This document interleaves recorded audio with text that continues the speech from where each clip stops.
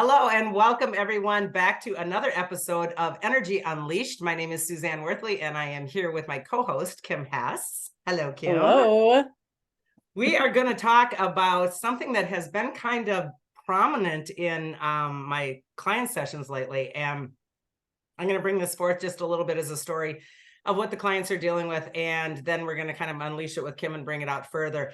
So the concept is this. I am having lots and lots of women, various ages, by the way, coming in really frustrated with their relationships. And most of the time it's a marital and or really serious intimate partnership relationship.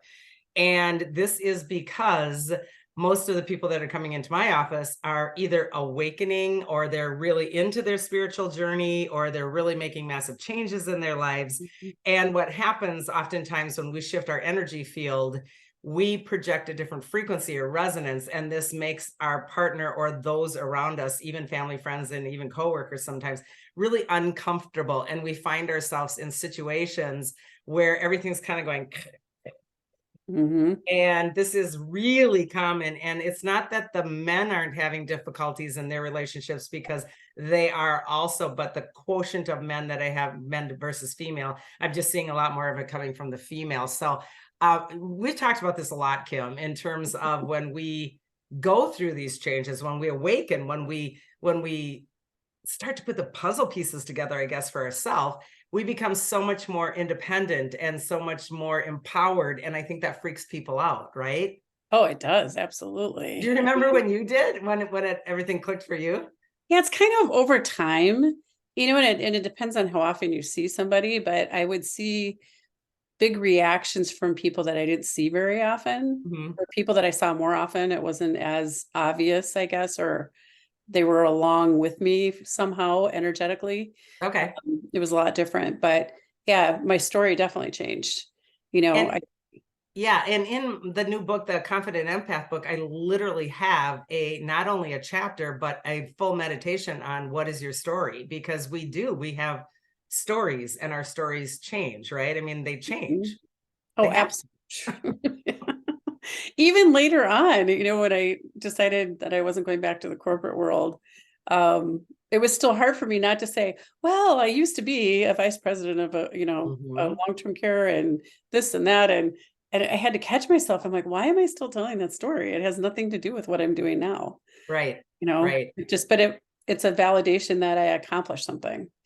And I think this is what I'm finding with these clients, is that it is almost like a lot of them are in their 30s and 40s. A lot of them have small children. A lot of them are either coming from a career or going into one, or they're having life changes, and they're doing spiritual journeying at the same time. So this is a lot on their plate. And what I oftentimes suggest to someone is, I am never here to tell you what to do with your marriage. It's not my job, right? I mean, it's not my job to tell anyone to do with their relationship. But what I do say to them is, look at your story and what that is and where that comes from.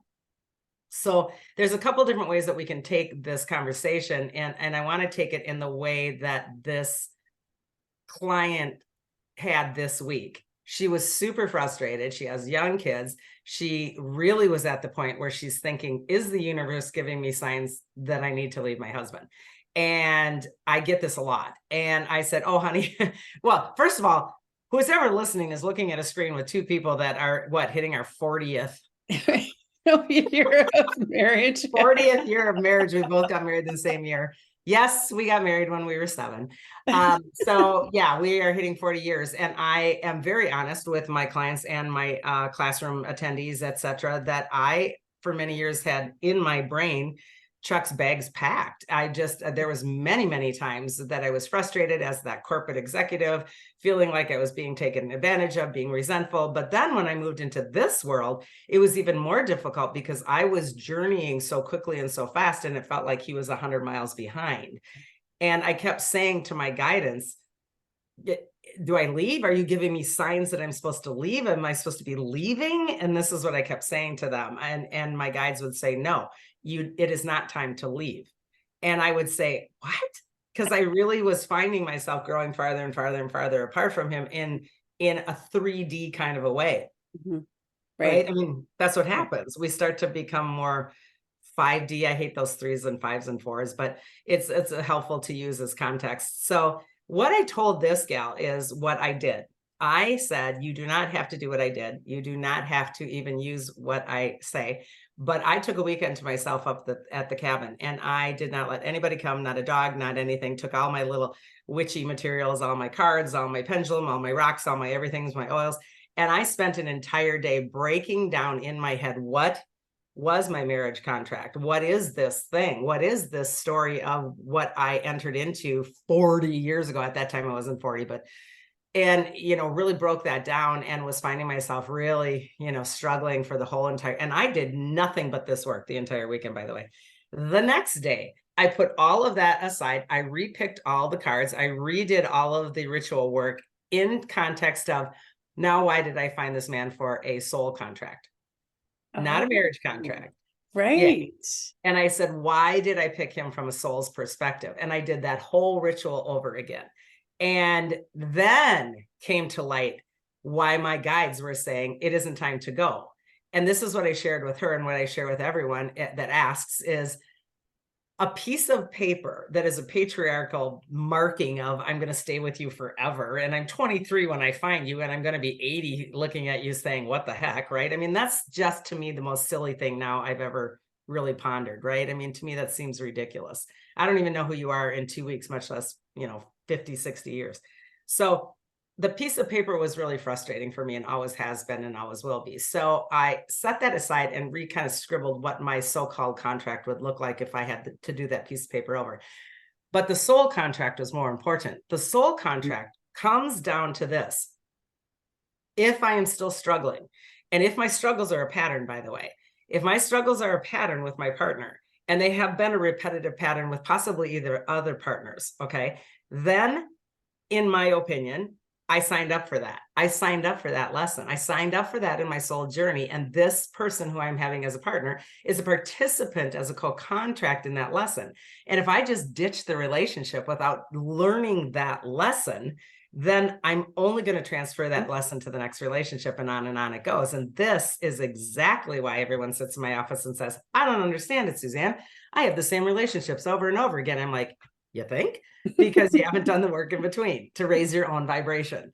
Right. So this is what I bring forward in terms of, what is your story here? I mean, what is your story in 3D, and what is your story in soul? And start to examine that. Did you ever even think about that with your husband, Brad? Did you ever think, like, why did I bring him in? Well, yeah, absolutely. I think there were times, when we were, working so hard and traveling different places and doing all the things where it's like, what are we doing? Like, this isn't even, we're hardly roommates. We're passing in the night kind of thing, right?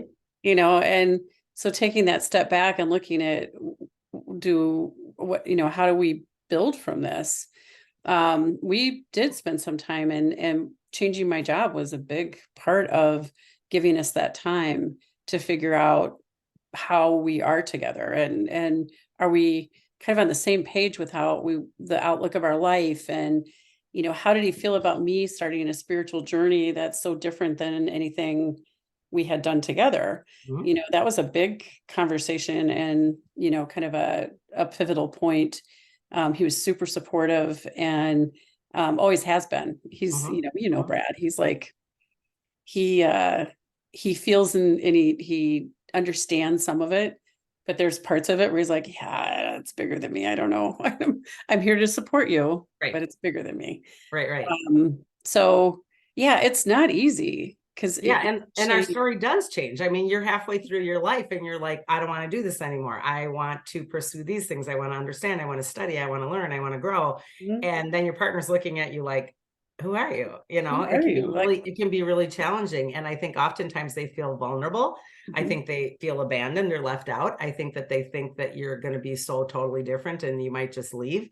All of those are ruminations that go through people's heads. And so as I usually explain to the clients in this regard of this conversation, it's fear-based. Their reaction is fear-based, right? I mean, and it's also fear-based in terms of, you're coming to them with a different frequency. And when we encounter someone with a higher frequency, what that does is it mirrors back to us what feels not up to par within ourselves. And then we project it on our partner. And this is the mess that we get into. And right? it's a cycle, like you just keep cycling through it until you actually figure it out and do some work around it, Yep. you Yep. know? And so my narrative changed completely. And I have 4 kids for listeners that don't know, and they're all adults now. But we joke in my family that the first 2 kids grew up with corporate mom, and the last 2 kids grew up with, they say, witch mom, which I thought was appropriate because I'm going to show you my t-shirt today. So Salem, and then it says the year, and then it says, you missed one. So I've been wearing this witch mom t-shirt today and having a blast wearing it. I told Kim everybody's stopping me on the street and laughing. But the witch mom, not that I'm technically a witch, but pretty darn close in some regards, I guess, in terms of the expansion of the way that I work with nature, etc. And paranormal and everything else. They had 2 really different distinctive moms, and they had a different story to tell. Even they had a different story. My immediate family had a different story. My husband had a different story. So of course I'm going to have a different story. And I think this is important for people to understand that we do what you said, the automatic, hey, tell me about yourself. Well, I'm a corporate executive. I got 4 kids. That's what we do. And I think it's interesting to go further into what is my story? What does that even mean? And because a story is usually pretty programmed for everybody else's approval, right? It absolutely is. And the hard part about changing your story, especially I found that especially when I started, well, I write prayer for people. I'm doing more spiritual things, and they're like, what? Yeah. What are you? I mean, when you start telling a story like that with someone who really doesn't understand or have any kind of experience around some of those things, it can be a really tough conversation, or it can be a really educational, conversation. And when my story started to change in my community, and I was being called a witch, which was really quite funny because Yeah. I'm doing healing work. I'm doing healing work and probably working with God's source more than I ever did growing up Catholic for 30 plus years. It went around like wildfire because we have a really small community, and I was pretty prominent in this community for my corporate work for many, many years. And a lot of people would do this when they heard my story changed. And I thought that was super funny. And I'm like, wow, you don't even have the courtesy to ask or inquire. What does that mean? And I think it is, people throw around things like, oh, you're a witch, or you're a woo-woo, or you're one of those people. And all of those labels that we get are really difficult when we're broaching into these worlds that other people are uncomfortable on. So I think opening up to the concept of it just doesn't matter what they think. It just doesn't matter what they think, including, by the way, your immediate family, because you can't change somebody else's mind, right? You just can't. Yeah, and it took a lot of time. I think about my immediate family. My sister's pretty intuitive. She hears ancestors, she's seeing ghosts, and but she didn't talk about it with anybody. She was afraid to. Yeah. And so now my parents are both kind of in a different place. My dad, it took a little while for him to come around, but at the same time, he's so interested in aliens, so interested in, Sasquatch, and, the Bradshaw Ranch, and, all the, stuff. He's all like, the fun come stuff. watch it with me. I know you understand this. Come on, sit down and watch it with me. Yeah. So, and then, my mom is more, spiritual from a angel perspective. So there's a whole nother layer that we connect with now that we didn't before, and it just has taken time to me not telling everything up front, but gradually feeding information and feeding what I'm doing. And as I go through it, they started to really get interested. And so then it became easier. You nailed a really important point. Sorry to jump in. You nailed it. Spoon feed. Don't just all of a sudden like, I'm into this and you have to be into this too because I'm into this, because then people are like, what are you, a nutball? I mean, this is really crazy stuff sometimes for people. I still am careful after doing this 20 plus years. I'm still careful. I put something out there and I watch a reaction, and then I know if it's time to go further into that or pivot. And I still do that even with my own children and family members. And so this is the way that I just monitor, right? And there's some people that I will totally go for full bore and jump down the rabbit hole in and out 5 times just for giggles, and the other ones that you don't even talk about a rabbit hole. So there's just those unspoken boundaries that I think we learn how to find by being comfortable with ourselves. I Yeah. mean, it's us that needs to be comfortable with our story. Well, it's not any different than like reading the room when you're talking about your other things. You kind of get a feel, an Mhm. intuitive feel about people, and you kind of know is, Right. you can, like you said, throw out a little piece of information and look for reaction. It's people that don't even take the time to read the room that, Right. snowplow right through it, and it's like, oh my God, Well, and it's no wow, different than religion or politics. I mean, that's what all we of all it, do, and you're all in trouble. So right? I teach a class on the book, and this is the actual book that has the chapter on us, your story, and it also has a full meditation in the appendix of this. But at the class that I teach at the Palmer House, we just did this, 3 times this year, or 2 times this year, or 2 times last year, whatever. We'll be Yeah. doing it again this coming year, I'm sure at least a couple times, but there is an exercise for the attendees where we put someone in the chair across from us and we put their face or their name on a piece of paper and we give them a feelings chart and we all put in earplugs so no one can hear each other. And we really attack the belief systems that come into our lives in a very young time to be able to dissect down, why do I believe what I believe? What, and you'll find a lot of the agitation, the shortcomings, the I'm not good enough, I'm not worthy, all of those things are what are coming out in this exercise. And it's fascinating to watch how people will get super emotional. And again, everything's private, everybody's spread apart, no one's listening to anybody's business. And some people will really go for it and they'll really get out their belief systems and try to untwist what it is that they think that they knew about themselves. Directly following that exercise, we take a break, we come right back, and their next exercise is to write they've already written their story. Sorry, they've already written their story. And then they do this exercise. And then they take that story and share it with a stranger. And what happens every single time we do this at this class is the verbal story that they share then during the sharing time with a stranger is completely different than the bullets that they put down at the beginning of who am I and what's my story, because they have now uncovered their truth, who they are. They've taken off their mask. They've allowed themselves to become vulnerable and see that they can change and grow, etc. And it is probably one of the more fascinating exercises that I see in some of the classes that I teach, to watch these people. And then I ask them afterwards, did anybody's story change between, that exercise? And everybody's just like, their mouths are hanging open and they got tears in their eyes. And it's fascinating to me that we can change our narrative. And it's proof positive that it's important that we do this, right? This is good work. This is really deep work.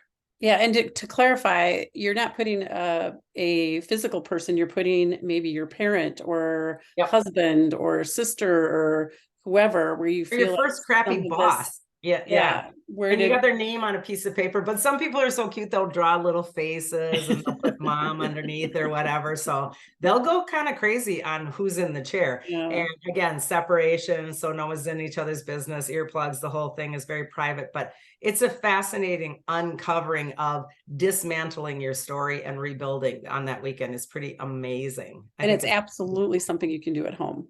Yes, very much so. It's I think I was so used to saying my story for so many years, and you meet somebody new.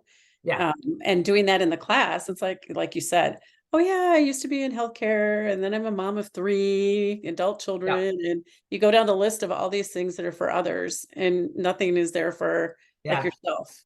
Yeah. And then when they do that exercise, the very first thing they're saying is, I've been doing a journey for 10 years and I still am struggling with this. And it's amazing how personal people allow themselves to get and be seen without feeling judged when they open that up. So changing the story, changing the narration comes from examining those initial belief systems, because our first belief systems come from our family, our parents, our grandparents, our siblings, our teachers, our coaches. All of these things in our society create our first narration of our story. And most of the time that narration is not necessarily even true, much less, God forbid, hopefully I've grown out of that narration by the time I'm midlife, right? I mean, we want to expand. That's the whole point of us being here, is to expand that story and change it. And some people cut it off completely and change it wholly, which I think is fascinating also. Yeah, I think it changes. I mean, for me, the big change was from I need to be successful. I need the validation that I am successful. I, it's about money. I need to have money because I need to be financially responsible. And, but we need to have enough money that we can retire. And, everything's in a box, like all these boxes built up. And then all of a sudden it's like, why? Yeah. We are told we need to have money to retire, but then by the time we retire, we can't do all the things that we wanted to do because we're busy working all the time. It's like, this Or we're doesn't too make any old and we're sense. too sick and we've already Yeah, got I'm like, God, my knee doesn't work. My hip's out of place. I can't go climb that mountain now. Or I can, so but much for Machu Picchu. in the head. Yeah, Yeah. Yeah. yeah, Yeah, definitely. it is. It's very interesting to watch that stuff. And I think my encouragement to these clients that, again, are usually in their 30s and 40s, which, by the way, how cool is it that they are really examining it and not Yeah. just stuffing it down. So one of the other things that I tell them to do, and if they want to, is to reconsider how their story and narration is for being married. And I've done this lots of times, and there's many people my age in my office also who are at a completely different place in their relationship. One is retired or they're both retired. And oftentimes they're so incredibly embarrassed to say, I have a different bedroom than my spouse. Mm. I sit in the other part of my home 90% of the time because I don't care what he or she watches on TV. I do my own thing. Mhm. I travel without my partner because he or she doesn't have the same interests or likes than me. I really feel like my partner is just simply a roommate. And all of these things, they are embarrassed and terrified to even articulate.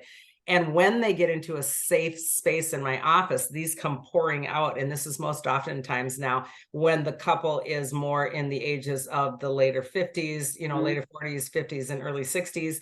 And sometimes I even have clients that are all the way into pushing 80 and they're saying these same things. And so what I suggest for them is, why not completely rewrite that narrative as well in terms of what does your marriage contract look like? Because when we're living in a world of Facebook and we're living in a world of social media where everyone's posting their lovely pictures and aren't I great and my kids are perfect and my life is wonderful and all I do is these great things, and we're envious and we're resentful and we're jealous, 9 out of 10 times, if not 100 out of 10 times, that person posting is miserable just as much as you, if not more so. And this is hence the posting, right? And so it's outside validation again, trying to create this world of I am safe, I am enough, I am worthy. All of this is out here. And when we have the courage to say, I still love my partner, but it's a different kind of a love. I still have grown into a fondness or a partnership in a different way. I am okay with actually living with a roommate version of my spouse. These are all things that are okay to do if that's what you choose to do. Yet no one gives us permission that says it's okay to re-narrate your story of your marriage, because we get all kinds of social, religious, society, family indicators of what my marriage should be like. And it's just not real. At this day and age, it's just mostly not real. Really. I mean, 1 in a million, there are those gems. They really are. But what makes me giggle about the gems is it's usually marriage number 3 or 4, right? It's taken a couple times. Right. Yeah. So to No. re-narrate that idea, what is your idea of your marriage? And be okay with that and have a conversation with your spouse about that and not just hold back, right? Oh, absolutely. I think we change all the way through our journey together, and if Yeah. you're not adjusting and recognizing or being aware of those changes affect both of you. You need to try to figure out how to, be on the same page, or I can't imagine there's no communication. You're, just angry and you're, I don't want to live a life like that. So, And it I goes guess, all across the board. I mean, the clients yeah. that I see are all across the board. There are the angry ones. There's the ones that keep it quiet. There's the ones that are, but the one I want to bring up the most though, is that people are embarrassed to be able to feel okay with a partnership marriage instead of a, Hallmark marriage. And so I guess it's okay to be able to have those conversations, even with others. Again, judge the room, know who you're working with, Mhm. because you will find many, many, many people are even uncomfortable admitting that they don't sleep together, or that they've had sex way less than they used to, or that they barely have sex at all, or that I really don't want to do that with him or her because I do it with my friends instead that are more common in,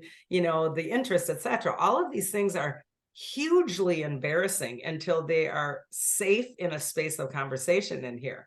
Right. And when they finally get it off their chest, and you say something as simple as, well, does that matter? Are you happy like this? And they're like, yeah, actually, I am. I really like it like this. And I'm like, then why do you have the guilt? Yeah. And the guilt comes from the first story. The guilt comes from the first narration Mhm. of, well, this is what I thought marriage was supposed to be when I was 21, and now I'm 65 and I don't know what to do with this. And it's relieving the guilt. Get rid of the story, because the story creates the guilt. Change the story to be something that's comfortable, right? Yeah, I get it. It's, I think with my husband and I, we both we didn't start out in the traditional form Right. necessarily, right? I mean, we got married, I got pregnant, we got married, but I was the one that he continued school and I went to work. And so our paths, it was never the traditional. I was not the stay-at-home mom, Right. you know, hand washing out the diapers, doing whatever. It was, we were doing this together. So Yeah. as we each grew in whatever we were working on or doing, we would adjust, Right. our career or, what we were doing at our home, all of the things. And I think what was important for us through all of it is we still keep our date nights, Yeah. as a fun thing to do. Because it's not easy. You lose communication and you start to, look at your partner like, I don't even understand what we're doing right now or why we're even, in the same house together because, I understand how that happens fairly quickly when the communication stops for sure. And the But interests again, aren't there. what I tell my people is, if you are comfortable in your house Mhm. with that separation, then re-examine the belief system underneath that came from the first narrative. Yeah. Really be okay with the fact that I can change the story, as Mhm. long as there isn't frustration, guilt, and anger. If that person's walking in the door and you're like, ugh, you know, Right. or if that person's walking in the door and you're like, hey, dude, and then it's like, I'm going to, out here, I'm going out here. And they're like, oh, okay, have fun. I mean, there's still camaraderie, support, understanding, communication to some extent. Please be okay if you choose to change your story to not fit for anybody else but just you, as long as you and your partner are on that same page. Yeah. So, When you're hiding it or holding that in, that's oh just my not gosh, healthy at all.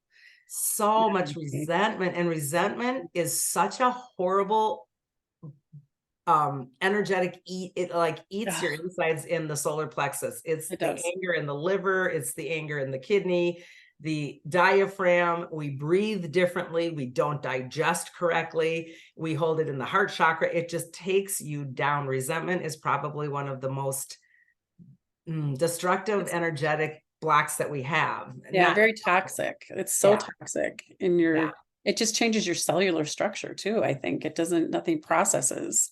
You don't exactly. eliminate things. It's So a even place to be. communicating that, the Mhm. feelings sheet that we use, I encourage people, if you choose to go online and grab a feelings sheet, because I can say, I'm so mad at my partner. But if I say I'm holding resentment, then that throws it back on me, because I'm the one that needs to do some work here, because I'm the one that's holding the resentment, right? You Right. can do your action, but I'm feeling the resentment. So when we do deeper feeling words and really connect with our body and mind and spirit more, in terms of what is the true feel, we oftentimes take back our own responsibility, and hence we take back our power. So things change when we do this.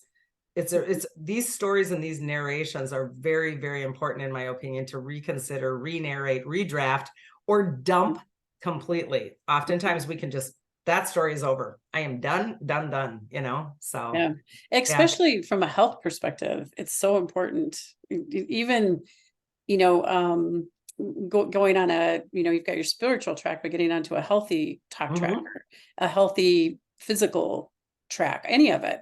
It can be any part of that it's important to change the mess because it's like a total monkey mind in there. It's like over and over and over. It's I a can't go for that walk narration. today. I can't go for that walk today. I can't go for that walk Yeah. today. Oh my God, what am I doing? I can't. Yeah. Let me go do And that. just think how the narration's been there, Kim, since the beginning. You're never going to make anything out of yourself. You're never going to be good enough. You are the dumb one in the family. You are the black sheep. All of these narrations come from those original storylines. And it is up to us to go, yeah, that doesn't apply to me any longer. That is going to be like erased and then rebooted with something that does fit my true nature now. And these are all things that we can do if we choose to. So yeah, absolutely. Journaling for me, and I've said this and how many times we've done the podcast, but I started to see the patterns a little more when I was journaling. yeah, Especially how really tapping into how I was feeling and what's there. So I could really see the patterns. that's a great idea because the patterns are really indicative of I haven't changed in between. I'm the one that hasn't changed. So therefore, maybe I want to put the spotlight on me instead of everyone and everything Right. else. Yeah. Look in the Yeah. mirror. This stuff is not all that fun. So hey, but in the reward in the long run, it's always worth it. So It's so worth it. Oh and my the God. fun part for me is I love both of my stories. My corporate mom story was a great story. I loved my life. I loved my world. Corporate witch. I was just gonna say corporate witch mom is just as fun, if not more fun. And so to be able to honor the fact that we get to grow into other things is part of what this journey is about. I mean, I don't regret anything that I did in the past and as far as those storylines at all. No, and it's amazing the things that were so hurtful and happened along the way that I thought I would never recover from. Best things that happened to me. Right. Best things. Right. Yeah, it's changed the trajectory. It changed where I was going, and it was what needed to happen at that time. Good point. Absolutely. It's that hindsight is always, what do they say? Hindsight is 20/20 or something 50-50. Like that. I'll go for that. Okay, any other last words of wisdom? Oh my gosh. No, I think your book is amazing explaining this and the meditation and all the things. So that is a definitely a great place to go. Yep. A lot of the exercises and things that you have in there, you can do at home, you can do yourself. But when you're having your next class, the class is well worth it. So I highly recommend it. I've gone twice out of the 3 times. So it's fun to watch the good transformation, that's for sure. So absolutely. Great. Well, take what resonates for this. I know that we're all over the board as far as our thoughts and our concepts on this. Anything that we do, we're just giving for assistance to ponder. Take what resonates, toss what doesn't. As always, we enjoy being here for you and sharing client stories because we can all learn from one another. So please share, like, subscribe, comment, anything you want to do on the bottom of the video. Let people know about us and find us on YouTube for more great ideas. Yeah, leave ideas, like comment, give us ideas. We're glad to research it. So awesome. So until next, everybody, Cosmic Hugs. Goodbye.